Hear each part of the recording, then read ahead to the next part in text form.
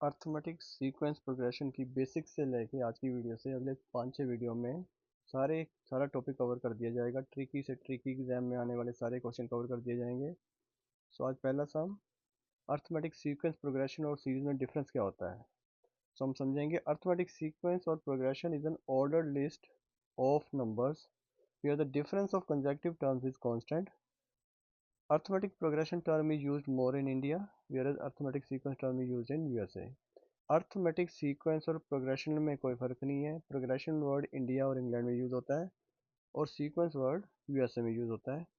तो होता क्या है, ऑर्डर्ड लिस्ट का मतलब होता है कि एक ऑर्डर में एक सीक्वेंस में नंबर दिए गए हैं, उसी उसी की बात हो रही है कि वो नंबर जो है ऑर्डर में है, सीक्वेंस में है। तो ये एग्जांपल है पहला, यहाँ पे ऑर्डर है 2, 5, 8, 11, 14। अर्थमेटिक सीक्वेंस जो प्रोग्रेशन में यहाँ पे कॉमा लगता है सब नंबर्स के बीच में, और इनका बीच में जो डिफरेंस है वो कॉमन होता है, कांस्टेंट होता है। सो 2 और 5 का 3 है, 5 और 8 का 3 है, 8 और 11 का 3 है, प्लस 3 है। सो डी इज इक्वल टू 3, इसे हम बोलते हैं कॉमन डिफरेंस। नेक्स्ट वन, यहाँ पे भी कॉमन डिफरेंस सेम है, ये है 3 और 7 में 4, यहाँ पे भी 4, यहाँ पे भी 4। यहाँ पे डॉट डॉट डॉट डाल रखे हैं, यहाँ पे ये एक ब्रैकेट में है। तो इसको बोलते हैं हम इनफाइनाइट, मतलब ये चलता जा रहा है, ये कहीं पे ख़त्म नहीं हो रहा है। ये है हमारा फाइनाइट एपी, ये 3 से शुरू होगा और 27 पे ख़त्म हो जाएगा। फॉर्मूला होता है हमारा a n is equal to a one plus n minus one d. यहाँ पे आएगी वैल्यू nth टर्म की, ये वाली टर्म की वैल्यू यहाँ पे आएगी, multiplied by D.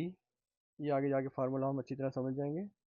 Arithmetic series क्या होती है? Arithmetic series is the sum of the terms of an arithmetic progression. ये जो टर्म दे रखे हैं, इनका अगर हम टोटल निकालना है तो उसको कहते हैं हम अर्थमेटिक सीरीज। तो सीरीज में कॉमा नहीं आता, उसमें प्लस का साइन आता है, यही फ़र्क है। बाकी इसमें भी डॉट डॉट हो सकते हैं और ये भी ब्रैकेट में हो सकता है। ये भी फाइनाइट हो सकती है, ये भी इनफाइनाइट हो सकती है। अब सम फार्मूला ये होता है S n is equal to n by two, bracket में 2a plus n minus one multiplied by d, bracket close. और सेम इसका फार्मूला है ये, S n is equal to n by two, bracket में a plus l, यहाँ l का मतलब है लास्ट टर्म वैल्यू। अब हम सम लेंगे, if a one is equal to 5 and d is equal to 3 find the 10th term. तो हमें यहाँ पे फर्स्ट टर्म दे रखा है a one is equal to 5, d दे रखा है 3 और एन दे रखा है 10, और हमें निकालना है इस 10वें टर्म की वैल्यू क्या है, ए एन निकालना है। So a n is equal to a one plus n minus one d, यहाँ डी डाल देंगे, यहाँ डाल देंगे, यहाँ के ए की वैल्यू डाल देंगे और यहाँ लिख देंगे ए 10, क्योंकि 10वें वैल्यू टर्म की वैल्यू निकालनी है। तो आएगा 5 plus 10 minus one multiplied by 3, 10 minus one हो गया 3, 9, 9 मल्टीप्लाइड 3 27, और 5 में 27 जोड़ेंगे तो 32। तो 10th टर्म की जो वैल्यू है, 10th जो टर्म है वो है 32। Find the first term of arithmetic progression if the sixth term is 24 and the common difference is 4। तो सिक्स टर्म यानी ए सिक्स दे रखा है हमें 24, तो सिक्स टर्म है तो इसका मतलब एन की बात हो रही है वो 6 है, और डी है हमारा 4, और हमें निकालना है ए वन।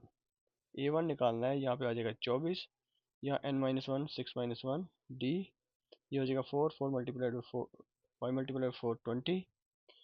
ए वन तो यहाँ पे आगे माइनस हो जाएगा, तो a one is equal to 24 minus 20, जो कि हो गया 4। अब ये कह रहे हैं find the common difference of an arithmetic progression if the first term is 3, first term 3, six term is 18, n दे रखा है, एन हो गया 6, अगर सिक्स टर्म की बात हो रही है तो डी हमें निकालना है। So a six is equal to a one plus n minus one multiplied by d, यहाँ पे 3 आ जाएगा, यहाँ 18 आ जाएगा, 6 माइनस वन यहाँ पे आ जाएगा डी। सो ये बन जाएगा 6 माइनस वन डी यानी कि 5d, ये इधर जाके माइनस हो जाएगा, ये हो जाएगा 15। So d is equal to 15 divided by 5, यानी कि d इज इक्वल टू 3, और यही हमारा होता है कॉमन डिफरेंस बोलते हैं अर्थमेटिक प्रोग्रेशन में। सो कॉमन डिफरेंस हमारा है 3।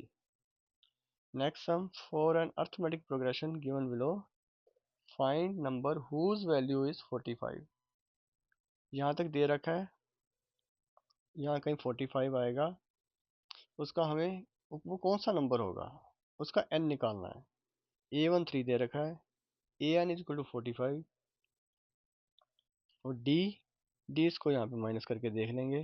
6 माइनस 3 इज 3, 9 माइनस 6 इज 3, सो हमारा d हो गया 3। तो यहाँ फार्मूले में हम अप्लाई कर देंगे। सो an हमारा 45, a1 हमारा 3, n की जगह आ जाएगा n क्योंकि हमें निकालना है -1, यहाँ पे आ जाएगा 3। उसके बाद ये ब्रैकेट खोल देंगे, ये बन जाएगा 3n माइनस 3, ये दोनों कैंसिल हो जाएंगे। So 3n is equal to 45, so n is equal to 45 divided by 3, so n is equal to 45 divided by 3 होता है 15। सो 4 मतलब जो टर्म 15 नंबर पे आएगा उसकी वैल्यू 45 है।